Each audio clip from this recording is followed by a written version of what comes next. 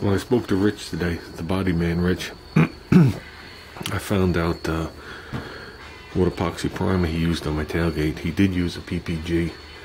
I actually got the numbers up here. It was DP LF 90. The hardener was DPL 402 LF. It's two-part, 2-to-1. He did put a little reducer in it, which was $8.60 on the reducer. Priced it out today. They said it's $49 for a quart and $28. I guess that's a pint or whatever it requires. So I think what I'm going to do is, like I said, this car is painted. It is painted satin black. I am lettering this car, but I am aging the lettering when it's done to make it look old. So I know the epoxy primer has no UV protectant in it. So I know as time goes on, the sun will flatten it down and age it. And when I said that to Rich, he kind of like giggled at me. He's like, "Are you sure that's what you want to do?" But you know what? It's exactly what I want to do. You know what I'm saying? So I'm going to wind up shooting the lower half of the car. I just covered the car too. But I'm going to wind up shooting the lower half of the car the way you see it. The epoxy primer. And then I'm going to leather the car. I'll put the gate back on, obviously. So I'm going to do the lower half of the car and the hood, just like it is now. I mean, I did set this place up to paint years ago. I have an exhaust system up here, which I keep blocked off, but that panel slides out. That's actually hooked to an 18-inch. It's ducted up through, like, fiberglass AC ducts, HVAC ducts, to a roof vent, which I'm calling attic fan. So the duct goes right to the bottom of the attic fan and it blows outside. It's whisper quiet too because of the actual fiberglass ducting. And anything you do in here just draws it right out. So I did that when I moved in. It works great with car fumes too. You fire up your car, put that on, you can stand here all day. The fumes do not build up. I put in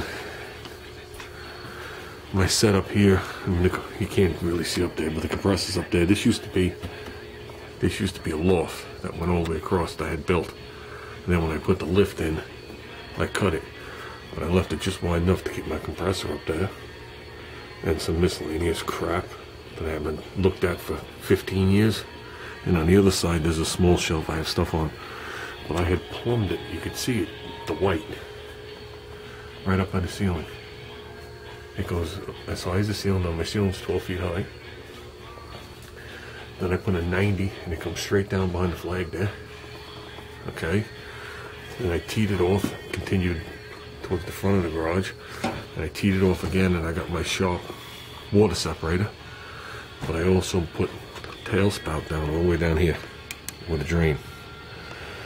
So, and what I always liked about that is any water that would get in the line, it was easier for it to fall down the 8 feet. So that's about what it is, this piece of rock. This rock is 8 feet to the ceiling. Then I got a 4-foot foundation. It was easier to fall the 8 feet and not make this curve and land in my water separator. Plus this allowed that much pipe, allowed the, sorry, my throat, allowed the air to cool. And then it used to run forward here, disappears behind the light, and then it would come back down, and I used to just have a petcock here, just like fill up tires or whatever it is. I actually disconnected that system years ago because I hadn't used it. And I just have this sticking out from behind the toolbox. So, but to hook it back up isn't a big deal. And that's no problem. Do the paint. I have car dollies. So, I'll probably put the car on car dollies. You just roll it to one side. And I'll probably wind up doing the hood and one side of the car in one shot. Letting the car set, roll it to the other side of the garage and do the other side. So when I mean, it's only a single car garage. It's 10 by 25, I'm sorry, 10 by 26. When you roll it to one side, That gives you 4 feet, which is plenty of room to do what you got to do. I mean, like I said, I cut this car up and made it a 2-door in this garage, so to paint one side of the car is not going to be a big deal. And like I said before, I stopped painting. I did, trying to think, I did my Galant in here. I did my fender flares in here for the motorhome. I did most of the stuff outside. I did a buddy of mine's Toyota at the time. I'm sorry, not Toyota, Mitsubishi Mighty Max in here. And then just miscellaneous small things. Most of the big car projects I did elsewhere.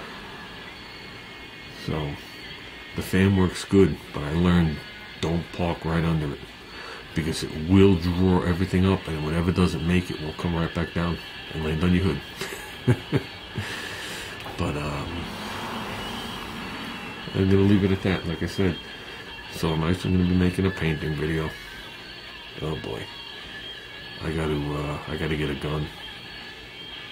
The last gun I had was a DeVilvis siphon feed. I don't know what model it was. I never knew what model it was. Well, I did know what model it was. That was 20 years ago. And like 2 years ago, I gave it to my buddy up in Connecticut because I told him I'll never need it again. So who knows what he did with it. So I'm gonna get a gun, probably something medium to lower end.